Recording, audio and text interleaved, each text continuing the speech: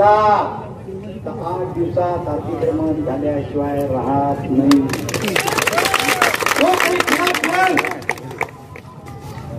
त्याच्या घरावर कब्जा. महाजन जिल्हा परिषदेचे अध्यक्ष आहेत. मागच्या निवडणुकीत अपक्ष संघटने फिरले, टाकल्या टपऱ्या. महाजनना नाकाराव. महाजन माझ्याकडे आले. या चौकात घालू शपथ आपण एखाद्या देवाची. देव विसरू नका. अजून आले होते का नव्हते?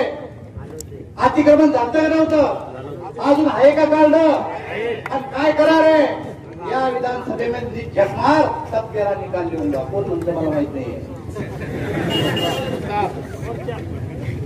आमचा कमलेश कटारिया हा गरीब माणूस आहे, सिंधी समाजाचा. त्याचा समाज आहे किती? परवा जाऊन याच्या टपऱ्या टाकल्याच्या याच्यावर शेतात कोणी पेट्रोल पंप टाकत असतात. 10 हिस्सा देता क्या? नहीं तो शिल्लोड में डालना नहीं. अरे शिल्लोड है का पाकिस्तान है? इथं राहायचं का फलाईट करायचं? एक काळ असा होता त्या पाकिस्तान जेव्हा बंटवारा झाला तेव्हा 22% हिंदू होते, बाकी बिचारी मुसलमान होते. मी आता जम्मू काश्मीरच्या दौऱ्यावर गेलो होतो मंत्री असताना. रात्री जेवायला एसपी, कलेक्टर, मी, पोलीस भाऊ बसलो जेवायला. तिथून 5 किलोमीटर पाकिस्तान आहे. मी त्या कलेक्टरला विचारलं 5 किलोमीटर पाकिस्तान आहे, तुम्ही विभाजनानंतर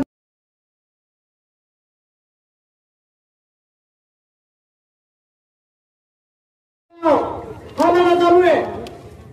आणि दुसऱ्या बाजूला आमच्या मराठा तरुणावर, इतर जातीच्या तरुणावर गुन्ह्याची नोंद करून त्यांच्यावर त्यांचं सीआर करण्याचं काम चालू आहे.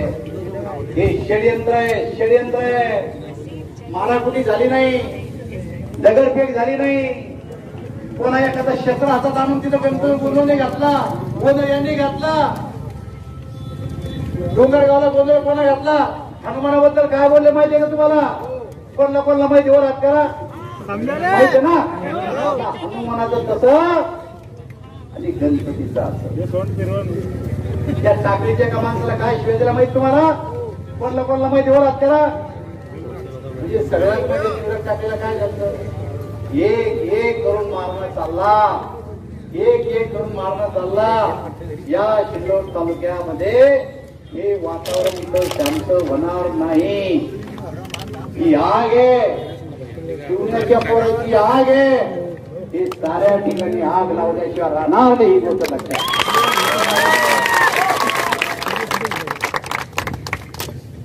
हे काही शिवण्याचा विषय नाही. हा हे कार्यकर्ते म्हणून नाहीये. अन्याय और अत्याचार की भी हद होती है. चीटी की कुचल जाए तो काट देती है. चीटी आहे पण कापतील ते, चावतील तुम्हाला. आता पुढचा काळ आहे. मत मलाही मागणं, मत कोणालाही मागणं. पण मतावर थोडा करून जर तुम्ही आमची विरोधात काम करणारी पोरं असतील त्यांच्यावर जर तुम्ही गुन्हे दाखल करत असाल तर या शिल्लोड तालुक्यातल्या तरुणांवर हा अन्याय आहे. हा अन्याय सहन आम्ही करणार नाही. हा रस्ता रोको झाला.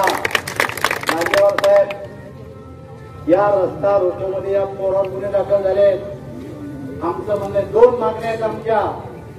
एक तर 2 गट समोरासमोर आले आणि वादावादी झाली.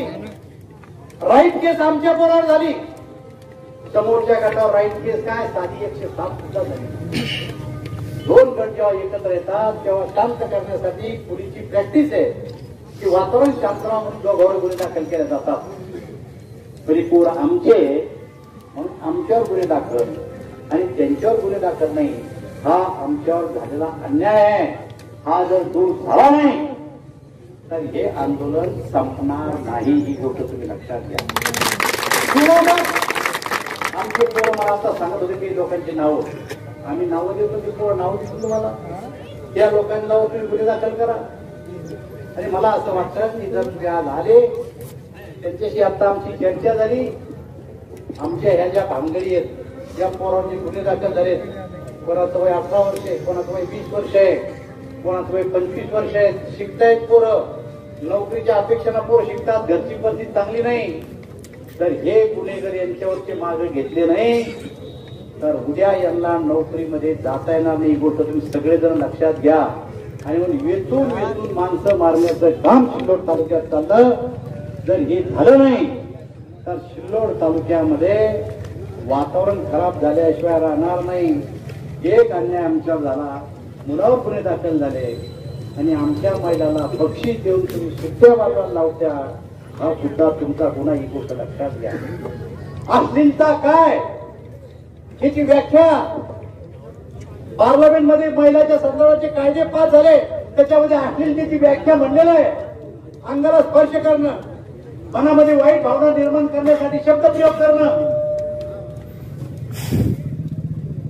ही अश्लीलतेचीच भाषा आहे. ही भाषा चालणार नाही. अंदर चालत असत, मान्यता देत असत परवानगी द्या. आम्ही बी ठेवतोय कथा कार्यक्रम, मला असं वाटतं की या गोष्टीचा तुम्ही या लोकांच्या भावना लक्षात घ्या आणि त्वरित चौकशी करून आमच्या पोरांचं निलंबन मागं घ्या. आम्ही तुम्हाला सांगितलं की दगड मारणारा कोण आहे हा आम्ही पाहू, नंतर काय करायचं. मारायला कोणा लावलं एवढी गोष्ट तुमच्या लक्षात ठेवा. त्यामुळे आता आपण शांततेला तिकडची गोष्ट बोलून घ्या. पत्रकारांनी दाखल झाला.